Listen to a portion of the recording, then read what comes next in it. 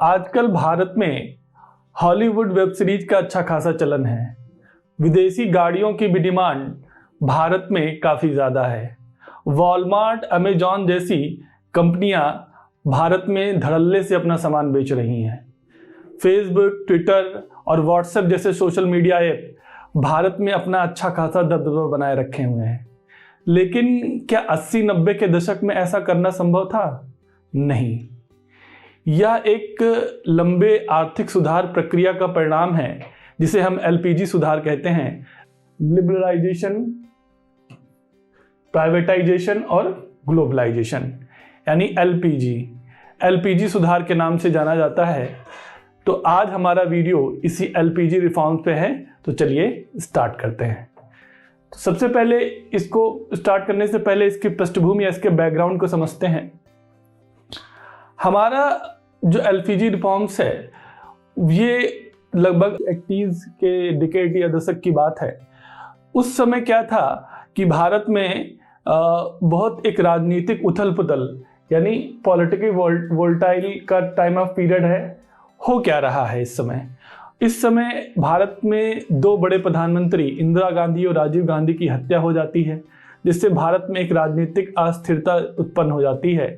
साथ साथ ये टाइम ऑफ पीरियड जो है एक पॉपुलेशन एक्सप्लोजन यानी जनसंख्या विस्फोट का भी काल रहा है। भारत में इस दौरान में बहुत ज़्यादा जनसंख्या वृद्धि होती है, तो एक राजनीतिक स्थिरता, जनसंख्या का भारी दबाव और साथ साथ एक स्पष्ट एक व्यवस्थित नेतृत्व न मिल पाना भारत को।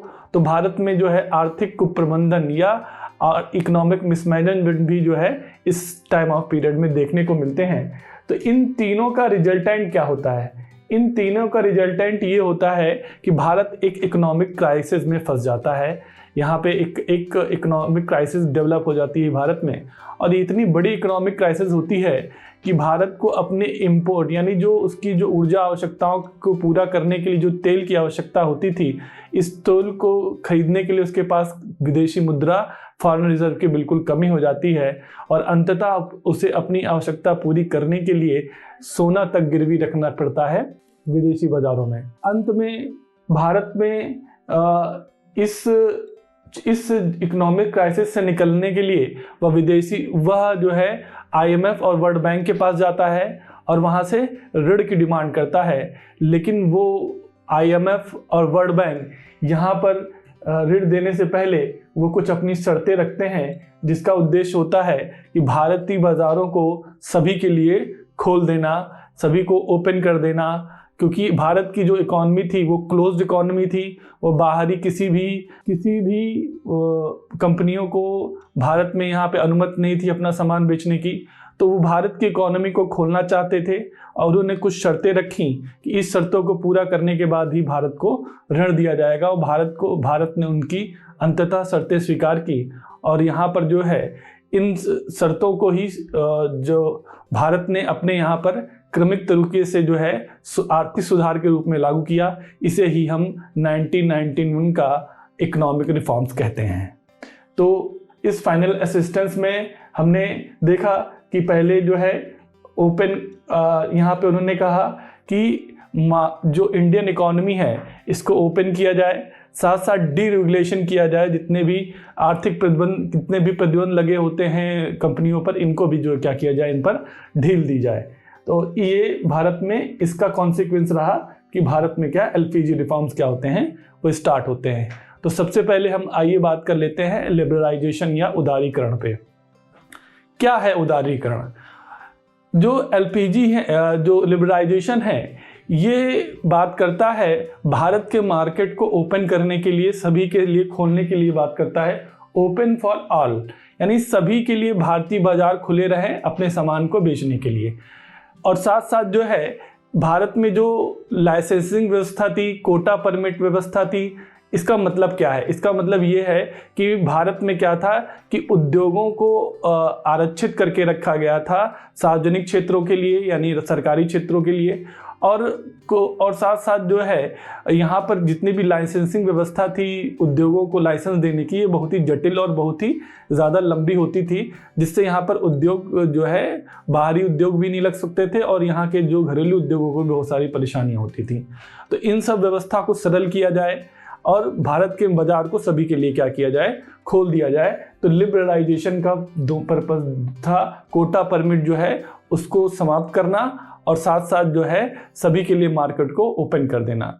अब इसके लिए क्या क्या स्टेप उठाए गए, तो सबसे पहला जो है रिफॉर्म्स किया गया इंडियन रेगुलेशन में, टैक्स रिफॉर्म किए गए, बैंकिंग रिफॉर्म्स किए गए और साथ साथ फॉरेन एक्सचेंज भी रिफॉर्म्स किए गए। आइए एक एक करके इन सबको समझ लेते हैं।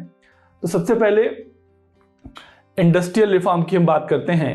तो यहाँ पर क्या किया गया कि डीरेगुलेट किया गया, मतलब जो है कोटा परमिट जो सिस्टम था उसको यहाँ पर जो है समाप्त किया गया। रिजर्व लिस्ट थी जो केवल जिसमें जिन पे केवल सरकार ही उद्योग लगा सकती थी, उनको समाप्त करके वो सभी के लिए उसको खोल दिया गया। साथ साथ यहाँ पर जो है जो लाइसेंसिंग व्यवस्था थी, यानी जो हर चीज़ के लिए लाइसेंस की रिक्वायरमेंट होती थी, इसको यहाँ पर क्या किया गया, जो है सरल किया गया, या वहाँ पर मतलब जो है बहुत कम जगहों पर जो है रेगुलेशन किया उन्होंने, आवश्यकता को महसूस किया, मतलब वहाँ पे आवश्यकताएं कम कर दी लाइसेंसिंग व्यवस्था की जो है। तो ये सारी चीज़ें जो है इंडस्ट्रियल रिफॉर्म में आती हैं। अब इसके बाद बात करते हैं टैक्स रिफॉर्म क्या हुआ। टैक्स रिफॉर्म में क्या हुआ कि जो है इनकम टैक्स और कॉर्पोरेशन टैक्स, इनकम टैक्स और कॉर्पोरेशन टैक्स को यहाँ पर कम किया गया। कम करने का उद्देश्य ये था कि जो ज़्यादा टैक्स होने की वजह से लोग कर चोरी करते थे, जब टैक्स में दरों में कमी की गई तो लोगों ने ईमानदारी से टैक्स देना शुरू किया और बचे हुए पैसों को सेविंग करना स्टार्ट कर दिया। तो इंक्रीज सेविंग हुई इससे जो है, और साथ साथ जो है भारत की जो इनकम है, राजस्व आय है, रेवेन्यू है, उसमें क्या हुआ, रेवेन्यू में जो है बढ़ोतरी हुई। ठीक है, ये एक बड़ा इसका बेनिफिट मिला। इसके बाद आइए बात कर लेते हैं बैंकिंग रिफॉर्म्स पे।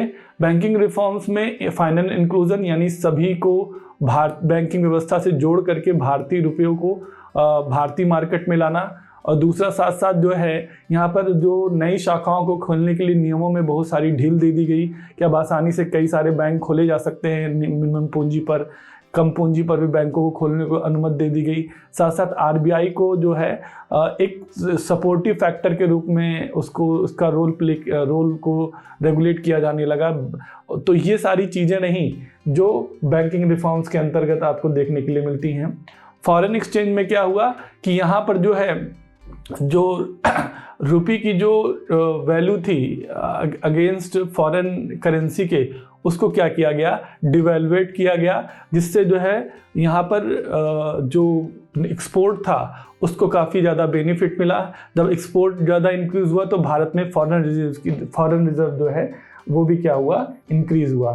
तो यहाँ पर जो डिवैल्यूएशन ऑफ इंडियन करेंसी देखने को मिलती है। तो ये मेजर रिफॉर्म्स किए गए अंडर द लिबरलाइजेशन, यानी लिबरलाइजेशन के अंतर्गत ये बड़े रिफॉर्म्स किए गए, जिसने भारत में व्यापक स्तर पर जो है एक भारतीय अर्थव्यवस्था को खोला और भारत में फॉरेन रिजर्व की वृद्धि हुई और भारत आर्थिक रूप से सशक्तिकरण की ओर क्या हुआ है, आगे बढ़ा है। ठीक है, अब आइए बात कर लेते हैं प्राइवेटाइजेशन की। प्राइवेटाइजेशन में क्या है, यानी निजीकरण में क्या किया गया, जो सार्वजनिक उद्योग थे यानी पब्लिक सेक्टर के जितने भी यूनिट्स थे उनका क्या किया गया, यहाँ पे डिसइन्वेस्टमेंट किया गया। यहाँ पर जो है उनको बेचा गया निजी हाथों में। इसका उद्देश्य था कि मैनेजमेंट जो है निजी क्षेत्रों को दे देना, डिसइन्वेस्टमेंट करके। इस सार्वजनिक क्षेत्रों का मैनेजमेंट निजी हाथों में देना ही क्या कहलाता है, प्राइवेटाइजेशन या निजीकरण कहलाता है।